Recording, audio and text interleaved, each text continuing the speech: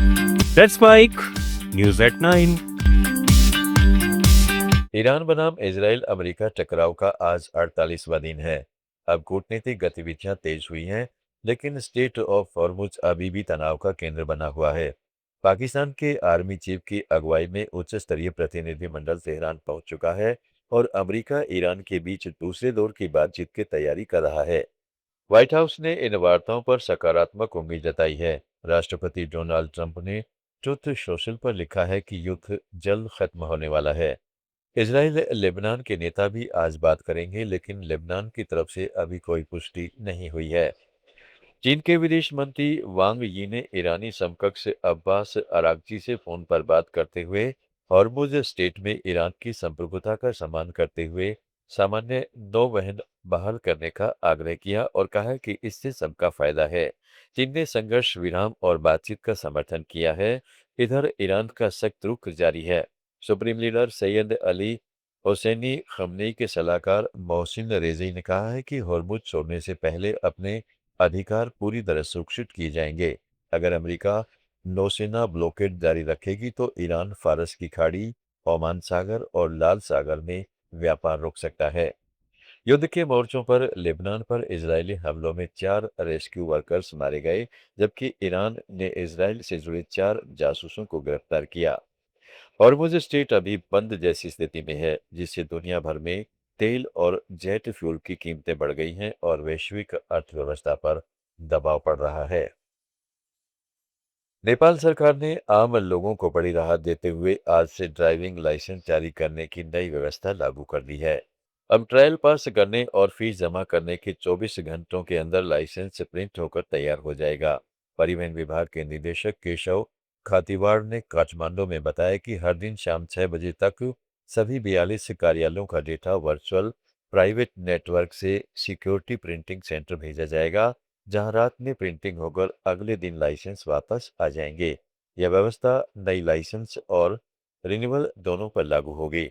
सरकार का लक्ष्य है कि 2022 से लंबित 29 लाख पुराने लाइसेंस को जुलाई के मध्य तक पूरा कर लिया जाए। यह कदम प्रधानमंत्री बालन शाह सरकार की 100 पॉइंट सुशासन सुधार योजना का हिस्सा है, जिसके तहत लाइसेंस घर घर पहुंचाने की भी योजना है। पहले दिन ही करीब 3000 आवेदकों का डेटा भेजा गया। हालांकि कुछ प्रांतों में छुट्टी के कारण डेटा नहीं आ सका। हालांकि सरकार ने भारत के संबंध में कोई स्पष्ट आदेश नहीं दिया है। गौरतलब है कि भारत और नेपाल के बीच खुली सीमा होने की वजह से कई नेपाली नागरिक भारत में काम करते हैं, तो भारतीयों का भी आना जाना लगा रहता है। ड्राइविंग लाइसेंस से जुड़े नियम दोनों देशों में चर्चा में आते रहते हैं। दिल्ली में भारत दौरे पर आए वर्ल्ड एंटी डोपिंग एजेंसी के अध्यक्ष विटोल्ड पागा ने डोपिंग मामलों को लेकर कहा है कि हर पॉजिटिव टेस्ट के पीछे अलग कहानी होती है और सभी परिस्थितियों को ध्यान में रखना जरूरी है। बागा ने यह भी माना है कि भारत में डोपिंग रोकने के लिए शिक्षा और जागरूकता बढ़ाने की सख्त जरूरत है। उन्होंने कहा है कि ऐसे एथलीट्स को सपोर्ट करना चाहिए जो ईमानदार हैं और धोखा नहीं देना चाहते, लेकिन कभी-कभी जानकारी या समझ की कमी के कारण गलतियां कर बैठते हैं। डब्ल्यूएडीए प्रमुख ने जोर देकर कहा है कि डोपिंग के खिलाफ लड़ाई में केवल सख्ती ही नहीं बल्कि व्यापक शैक्षणिक प्रयास भी जरूरी है। बांग्लादेश की सत्तारूढ़ बांग्लादेश नेशनलिस्ट पार्टी ने अपने स्थानीय नेताओं और कार्यकर्ताओं के खिलाफ सख्त रुख अपनाने का फैसला किया है। पार्टी के उच्च कमान ने ढाका में जारी बयान में कहा है कि कुछ ग्रासरूट नेताओं की गलत हरकतें जैसे जबरन वसूली और अन्य आपराधिक गतिविधियां सरकार की छवि खराब कर रही हैं और विपक्ष को हमला करने का मौका दे रही हैं। पार्टी के संयुक्त महासचिव सैयद इमरान सालेह प्रिंस ने साफ चेतावनी दी कि पार्टी के नाम पर कोई भी अनैतिक काम करने वालों पर सख्त कार्रवाई होगी, चाहे वे सदस्य हों या बाहर के लोग। समाचारों में फिलहाल इतना ही। जुड़े रहिएगा लेट्स माइक के साथ।